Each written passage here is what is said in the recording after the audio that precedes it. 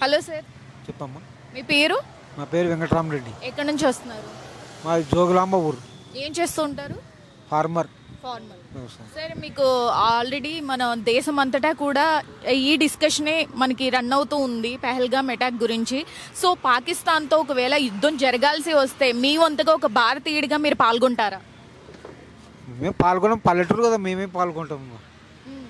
పాల్గొనేటట్టుంటే పాల్గొనాలి, మేము పాల్గొనలేము కదమ్మా. అంటే మన దేశం కోసం అయితే దేశం కోసం అయితే పార్టిసిపేట్ చేయాలి, మరి తప్పదు కదా. చేయాలి మరి, దేశం కోసం పోవాల్సిందే కదా. ఎవరైనా పోవాల్సి తప్పదు కదా. దేశం కోసం ఎవరి దేశం వాళ్ళకి గొప్ప కదా. మన దేశం మనకు గొప్ప, ఎవరి దేశం వాళ్ళకి గొప్ప.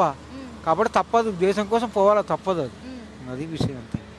ఈ యుద్ధం కాకుండా నార్మల్గా పాకిస్తాన్ భారత్ మధ్య సంబంధాన్ని ఇంకొంచెం ఎలా బాగు చేయొచ్చు అంటారు? ఏమో అంత దూరం మాకు తెలియదు అమ్మా. ఊరికే లేని అబద్ధం చెప్పకూడదు. తెలియని విషయం చెప్పడం వేస్ట్. తెలిసి అయితే ఇదే, ఇంతకంటే ఎక్కువ తెలియదు మాకు. అది విషయం. అంటే ఈ అటాక్ గురించి వినగానే మీ ఫస్ట్ రియాక్షన్ ఏంటి? ఏం రియాక్షన్ మాకేం తెలియదు దాని గురించి. రియాక్షన్ ఇప్పుడు మీరు చెప్తుంటే తెలుసు, మాకేం తెలియదు దాని గురించి. గొడవ జరిగిందని మాకు తెలియదు, ఈ గొడవ కూడా తెలియదు. గొడవ మీరు చెప్తుంటే తెలుసు మాకు. ఆ గొడవ జరిగిన మాకు కూడా తెలియదు. ఇప్పుడు మీరు చెప్పినందుకే మాకు తెలుసు. కాబట్టి ఏం చెప్తుంది దాని గురించి? వేస్ట్, చెప్పడం వేస్ట్ అమ్మ. చెప్పడం కూడా తెలియనప్పుడు చెప్పడం వేస్టే.